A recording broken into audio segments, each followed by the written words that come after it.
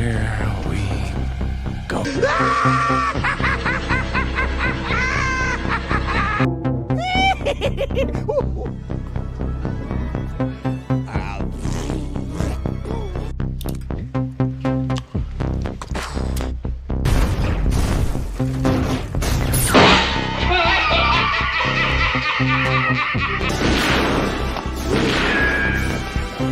Is like gravity. All it takes is a little push.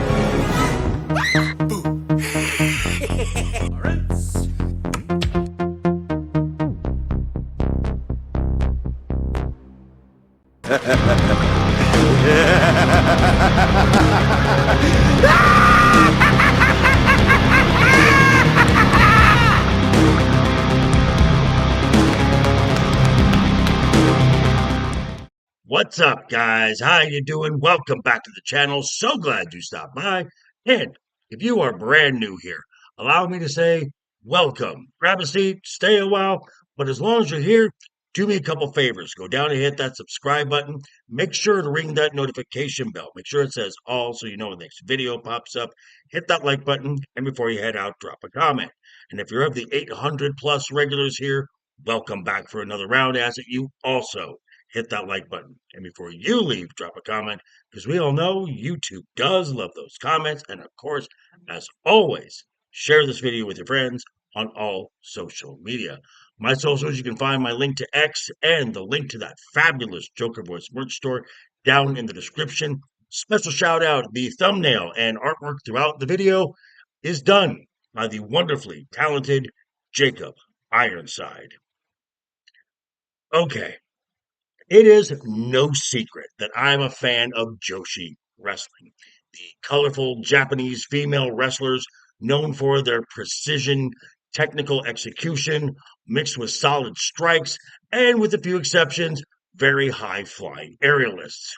And the WWE in recent years has been home to some of the best Joshis in the world.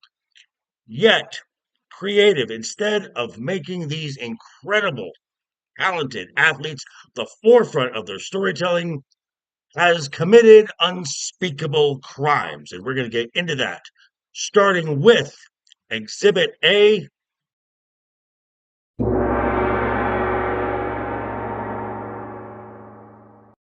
I know what some of you are saying, that I'm just a nutcase, because Asuka is a first ballot WWE Hall of Famer. You would be correct. And I would contend that her career run in WWE is in spite of WWE creative. Coming from Osaka, Japan, Asuka joined the WWE as part of the NXT brand in 2016. In 2017, she captured the NXT Women's Championship and held it for an impressive 500 days. She would vacate the title because she had an equally impressive streak going that led into the main roster of 914 days winning streak. Now, Vince McMahon just can't have this, because that streak just had to come to an end at WrestleMania 34 when Asuka dropped the SmackDown, now Women's World Championship title, to Charlotte Flair. Fuck. And yes, the accolades of Asuka are absolutely Hall of Fame worthy. The inaugural Royal Rumble winner. She's a Money in the Bank winner. She has held the Women's World Championship. She's a 3-time WWE Women's Champion, a 5-time WWE Tag Champion. But when it came time to pay off an emotionally compelling story fit to finish at WrestleMania 42, fans were denied this. So for the crimes of misuse of talent and creative malpractice, the WWE is Guilty. Guilty. and part of that story is the focal point of Exhibit B.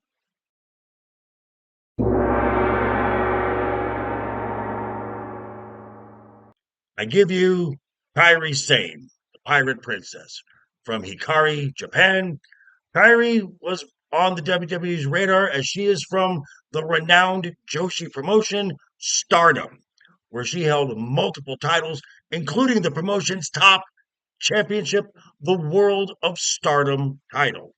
Now, her first taste with the WWE was winning the first ever Mae Young Classic tournament, which saw her join the NXT brand and eventually become NXT Women's Champion.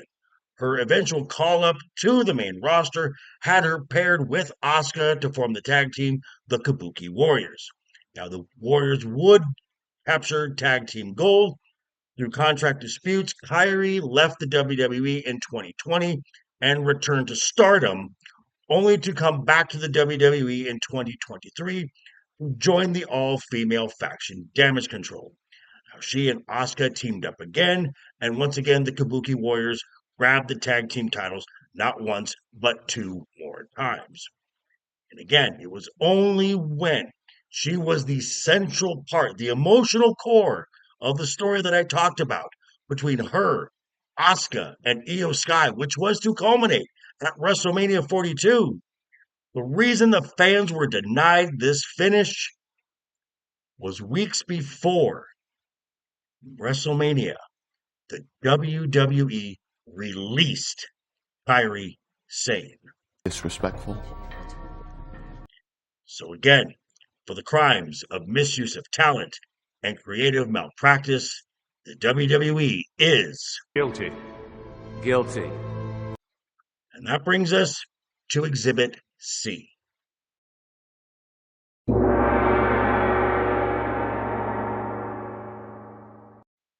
Ah, yes, Iyo Sky. Michael Cole calls her the best wrestler on the planet. He's not wrong. Now, like Kairi Sane, under the name Iyo Shirai, Iyo made her name in Stardom, holding every single title that promotion had, including the top one, the World of Stardom Championship, twice. Coming in as runner-up to the second Mae Young Classic tournament behind Toni Storm, Iyo came to the NXT brand where she was what she always is, dominant. An over 300-day title reign as NXT Women's Champion, her move to the main roster was all but assured. Outside of the newly recently created mid-card titles for the women, Iyo Sky has held every single title for women in the WWE. However, after an amazing 2025, for 2026, for most of the year, Iyo Sky was ice cold as she was relegated to being nothing more than a sidekick to Rhea Ripley. For that match who I was talking about, the one that was supposed to culminate at WrestleMania, the fans got a consolation prize, which was Iyo versus Asuka at Backlash. The match was great, but it just lacked that emotional connection, the finish that it needed. Now, recently, this started a hot streak for her as she won the 2026 Queen of the Ring tournament, which only resulted in a loss to Liv Morgan for the Women's World Championship this past weekend at SummerSlam. So, for the crime of misuse of talent, Guilty. but for the crime of creative malpractice, Jury's still out. but the most damning indictment of this, I present to you Exhibit E.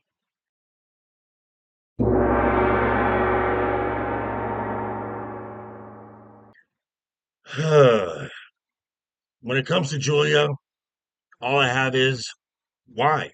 Why? Why did you even bother with this woman? I mean, at the time that you were recruiting her WWE, she was with, you guessed it, Stardom. And it's almost like they build really good female wrestlers over there. I mean, go figure. Now, her debut in the WWE got delayed as she had obligations to assist in the founding of the Marigold promotion. But in her time with Stardom, no surprise, multiple championships, and just like Kairi Sane, and just like Iyo Sky, held the top World of Stardom Championship. Now, she arrived in NXT in September of 2024 and had an immediate impact, as in January of 2025, she wins the NXT Women's Championship. She had a rather short run which signaled a main roster call-up. Yet instead of putting her on Raw with the other Joshi talent, she gets put on SmackDown by herself. Now, booked as a heel, she did have two title runs, uneventful title runs, if I'm being honest, as the United States Women's Champion. She was barely seen on television, paired with the unnecessary mouthpiece of Kiana James. Giulia was absolutely floundering on there. Now, recently, Giulia did turn babyface and blow off the feud with Kiana James, and it seemed like Giulia was primed for an opportunity to shine and show the WWE fans what she could really do. Perhaps a spot in this past Sunday's ladder match for the interim women's championship at SummerSlam, maybe, perhaps, kind of. No, no. She didn't even qualify for that match as she got squashed in a 2-minute match to Lash Legend. That's not just disrespectful. That's disgusting! So for the crimes of misuse of talent, creative malpractice, and actively burying talent, the WWE is guilty. But these are just my thoughts. Let me know yours down below in the comments, and be sure to tune in this week, 6 p.m. Pacific, right here on this channel, where me and the guys might be talking about this, but we got a whole lot to talk about. Fallout from SummerSlam. All of that and more on Wednesday night is overbooked. But yeah, thanks for stopping by, folks. Again, quick reminder before you head out the door, hit that subscribe button, ring that bell if you like the video, give it a thumbs up. If you didn't like the video, hey, thanks for sticking around this long. I appreciate it. And I will see you folks all very soon. Hope you had a great weekend. Have a wonderful week ahead of you. Always have fun. Keep talking. Keep smiling. Till next time.